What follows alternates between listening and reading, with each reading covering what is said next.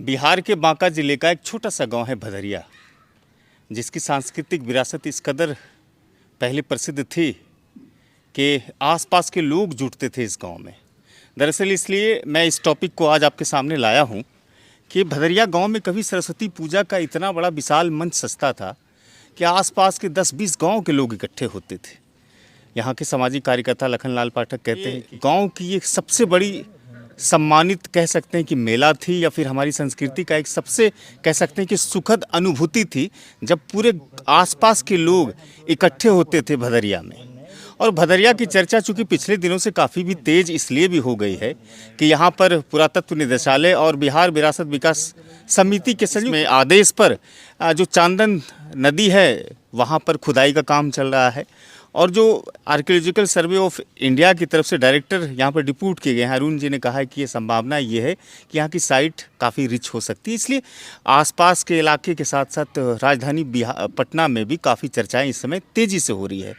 साल 2000 प्रवेश किया तो भदरिया के लोगों ने बैठक कर लिया। आज उसी बैठक में हम यहाँ पर उपस्थित हैं, और ये बैठक इसलिए लगाई गई है कि जो यहाँ की सांस्कृतिक विरासत है, जो सरस्वती मेला के अलावा और भी तमाम जो चीज़ें हैं, उसको पुनर्जीवित कैसे किया जाए।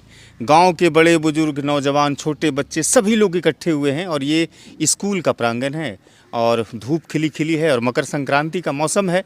चूँकि आज ही के दिन कहते हैं कि मकर राशि से सूर्य का जो होता है वो माफ़ करेंगे धनु राशि से मकर में प्रवेश करता है, और कल से मांगलिक कार्य भी शुरू हो जाएगा। इसलिए हिंदू धर्मों के अनुसार इस त्यौहार को काफ़ी मान्यताएं मिलती है। कहते हैं कि गंगा में अगर स्नान करिएगा तो मोक्ष की प्राप्ति होगी, अक्षय फल की प्राप्ति, वो तमाम चीज़ें हैं। तो इसीलिए शुभ मुहूर्त पर ये लोग जुटे हुए हैं। क्या नाम है? संजय यादव। संजय यादव जी। ये पूरा भीड़ भड़क्का किस लिए?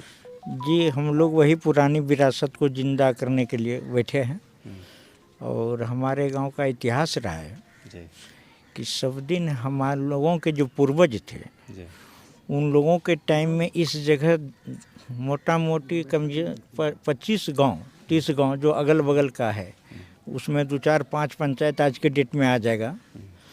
वह उतना दूर का मुख्य मेला का केंद्र सरस्वती पूजा में एक भदरिया ही यह सबसे पुराना स्थल है जहाँ की मेला का आयोजन होता था। कई दिन का मेला लगता था? यहाँ 3 दिन का मेला शुरू से लग रहा है, आज भी लगेगा 3 दिन। कितना साल पुराना लगता होगा ये तो हमें याद नहीं, हमारे पूर्वजों से आ रही है, आज की बात नहीं है।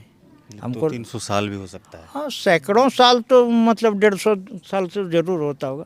तो फिर ये मेला जो है वो धीमा कैसे पड़ गया, यानी कि ख़त्म कैसे हो गया? कुछ देखिए, सारे लोग जो यहाँ करता धरता थे वो लोग कुछ गांव से निकल गए, तो थोड़ा सा इसको संचालित करने वाला का कुछ अभाव हुआ बीच में।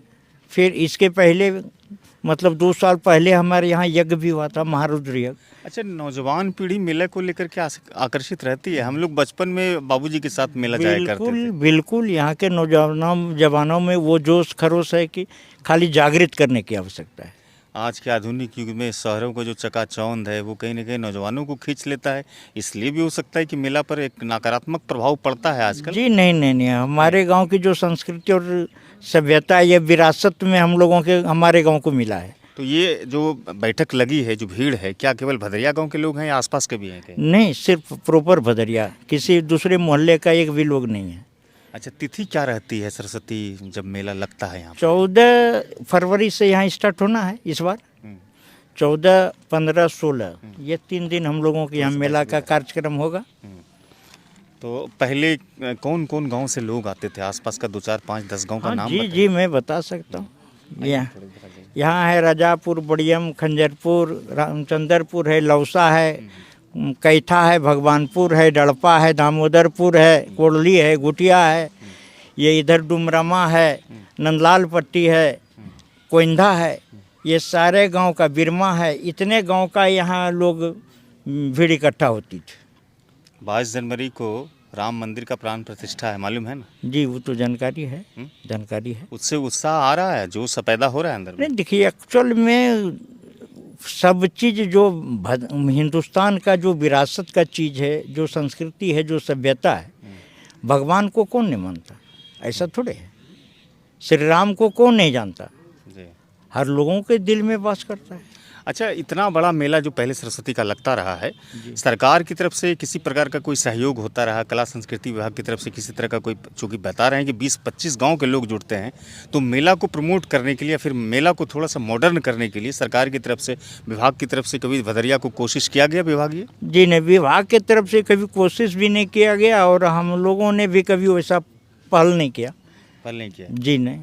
देखिए, बांका का जो काफ़ी इतिहास है ना, सांस्कृतिक इतिहास भी कह सकते हैं उसको, वो काफ़ी रिच इसलिए भी है कि बगल में एक मंदार है, मंदार पर्वत है, और जिसका कि पौराणिक और धार्मिक इतिहास काफ़ी महत्व रखता है। 3 धर्मों का समागम स्थल है वहाँ पर, और कल से ही जो वहाँ पर एक सांस्कृतिक कार्यक्रम भी शुरू हुए और मेला भी शुरू हुए, तो शायद उस मेले को बिहार सरकार की तरफ से राजकीय दर्जा मिला है। इसलिए मेला को खास तौर से बांका जिला के लोग बहुत नज़दीक से समझते हैं, बुझते हैं और मेला के महत्व को भी जानते हैं। मेरे गांव में बहुत दिन से प्रोग्राम बंद था, सांस्कृतिक कार्यक्रम सरस्वती पूजा के शुभ अवसर पर, उसी का एक बैठक किया गया है मेरे समाज के द्वारा। जो मेरे गांव में बिखराव था उसको संगठित हम लोग कर रहे हैं। बहुत पुराना मेला लगता था यहाँ। जी, तो क्या कोई वाद विवाद हुआ था जो मेला नहीं, था? वैसे बात विवाद नहीं, जो पुराने जमाने के लोग थे वो अपना अपने समय व्यस्त हो गए, कोई पॉलिटिक्स में, कोई सर्विस में, सब छिन्न भिन्न हो गया। फिर नया पीढ़ी इसका फिर स्टार्ट कर रहा है बीच में। यहाँ से ज़्यादातर लोग बाहर भी रहते हैं। हाँ, जो पहले के बैच में थे तो बहुत सर्विस करने लगे, कोई कहीं है कोई कहीं है। तो जो इसका मेन सब डायरेक्टर था, जो मेरे गांव के परमानंद प्रेमी जी, वो शिक्षक थे, तो वो लोग उसमें अधिक टाइम दिया करते थे। सब नौकरी हो गया, किसी का उम्र हो गया, सब धीरे धीरे बिखरा हो गया। युवा पीढ़ी के लिए मेला जो है काफ़ी एक, कह सकते हैं ना कि हमेशा से रहस्य रहता है कि मेला कैसा लगता है। आज की जनरेशन तो मेला देखती भी नहीं है। गांव में हाट भी लगता था, मेला भी लगता था, अब धीरे धीरे ख़त्म हो रहा है। आप काफ़ी युवा हैं, तो मेला को लेकर के सोच क्या है आपकी कि मेला जमना चाहिए पूरी तरह से एकदम? बिल्कुल मेला जमना चाहिए। मेला का मतलब ही होता है कि मेला जहाँ मेल आए, मेला का संधि विच्छेद करिए का मेल आए। मेल आने का मतलब है कि हम एक दूसरे से इतना मिल जाएं, घुल मिल जाएं। मेल मतलब मिलाप? मिलाप। अच्छा। जब तक मिलाप नहीं होगा तो मेला नहीं, और उसी के लिए हम लोग आज बैठे हुए हैं। क्या भदरिया का मेला किसी विशेष समुदाय विभाजन को लेकर के है या फिर सभी धर्मों को लेकर के? सभी धर्मों के लिए के है। यहाँ मुस्लिम हिंदू सभी लोग आते हैं? पहले सुनते थे कि यहाँ मुस्लिम टोला भी हम लोग के भदरिया में था। अच्छा अच्छा। तो कुछ कारणवश वो लोग यहाँ से पलायन करते। उस समय भी यहाँ जब सांस्कृतिक कार्यक्रम होता था, नाटक होता था, तो सुनने में आता है, मेरा तो उम्र कम है, पिताजी वगैरह बताते थे कि वो लोग भी पार्टिसिपेट करते थे हमारे मेला में। या फिर कीर्तन भजन होता था तो उसमें भी वो लोग बगल में बैठते थे। कहीं भेदभाव नहीं होता था, हम लोग में हिंदू मुस्लिम सब एक तरह से उल्लास से मनाया जाता था। देखिए, यहाँ के नौजवान कल आए थे मेरे पास कि गांव की जो सांस्कृतिक विरासत है वो अब ख़त्म हो चली है, काफ़ी दिन हो गए। और ये सरस्वती पूजा हम लोगों का ग्रामीण मेला हुआ करता था, बहुत भव्य मेला। कभी बच्चे में हमको भी याद है जब यहाँ नाटक हुआ करता था तो उसके पात्र हम भी हुआ करते थे। हमने भी यहाँ के मंचों पर वो गांव में रह नाटक किया है, गीत गाया है, नाचा है, गाया है, झूमा हूँ। तो वो यादें तो आत्मीय स्मरण में मेरे दिमाग में है। अच्छा लगा, हमने कहा तुम लोग बैठो। फिर मेरी अध्यक्षता में आज उन लोगों ने एक बैठक की और एक सबसे बड़ी बात ये हुई, सर्वसम्मत से यहाँ के नौजवानों ने ये निर्णय लिया कि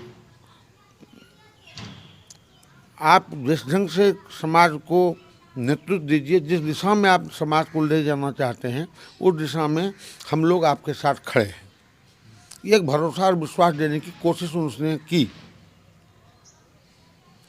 मेरा काम करने का अंदाज ये है कि हम कोई भी कार्यक्रम करते हैं तो नौजवान को या जो आगे लोग बढ़ाते हैं उनको मैंने कहा कुछ जिम्मेदारियां दी।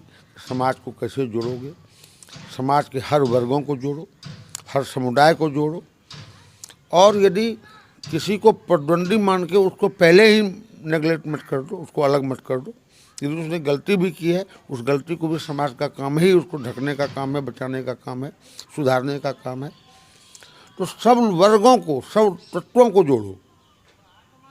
और जुड़ने के साथ हम देखा कि आज बहुत अच्छे लोग सब आए, अच्छे लोग जुटे। फैसला क्या हुआ कि मेला भी लगेगा, सांस्कृतिक आयोजन भी होगा, और ये कंटिन्यूटी में समाज में का विकास कैसे हो, इस पर बारंबार हम लोग बैठेंगे और सिर्फ विकास विकास विकास। बहुत खुशी होता है, बहुत बहुत बहुत खुशी होता है। होता है ना? हम लोग जब बचपन में मेला जाते थे ना तो VCR देखते थे, हैं? हाँ हाँ, नाच गाना भी होता तो वो भी वीडियो वगैरह चलता था तो उसमें टिकट कटा के 2 टका 1 टका करके जाते थे। अच्छा विकास भाई, ये उसमें बहुत आनंद आता था। भदरिया में कितना एकड़ में मेला लगता होगा मोटा मोटा? 3-4 एकड़ में, 4 एकड़ समझो। सुनते हैं कि बड़ा पुराना इतिहास इस मेले का रहा। जी जी जी जी जी, बहुत पहले से ये हो रहा है। अगल बगल पहले होता नहीं था। सबसे ज़्यादा यहाँ भदरिया बहुत पुराना यहाँ पर परंपरा रहा कि सरस्वती पूजा में बहुत मेला लगता था पहले से, है ना? माँ सरस्वती किसकी देवी है? शिक्षा की ना? हाँ हाँ बिल्कुल, शिक्षा भी साथ रहेगा ना? हाँ बिल्कुल बिल्कुल साथ खाली रहेगा। मेले होगा? नहीं, शिक्षा भी साथ रहेगा। ये यहाँ पे मेला का प्रोग्राम का के लिए आयोजन के लिए बैठे हुए हैं यहाँ पे। किसने बताया कि यहाँ मेला लगता है आपको? सब कोई जानते हैं यहाँ पे मेला लगता है। आपके पूर्वज जी बताए? जी, आपने मेला देखा था कभी यहाँ पे? बहुत बार देखे हैं? हैं, बहुत बार देखे हैं। आपको जानकारी के लिए हम थोड़ा सा और फ्लैशबैक में लेके जाना चाहेंगे कि यही वो भदरिया गांव है जहां भगवान बुद्ध की शिष्या विशाखा मायका कहलाता है, जिसको हम लोग अंगिका भाषा में नैरा बोलते हैं। ये नैरा कहलाता है और यहाँ पर 2014 में एक भूरोपण भी किया गया है। जो बोधि ट्री है ना, उसका अंश यहाँ पर लगाए हैं और पाठक परिवार से आते हैं। अजीत पाठक और एक जापान के कोई बौद्ध भिक्षु थे, मिल करके वहाँ पर भूरोपण भी किए हैं। तो इस गांव का जो सांस्कृतिक विरासत है ना, वो काफ़ी समृद्ध है। और मेला को लेकर के आप जो सोचते हैं, आप मुझे 2 मंच पर, यूट्यूब और फेसबुक पर कमेंट कर सकते हैं और हमारे चैनल को भी सब्सक्राइब कर सकते हैं।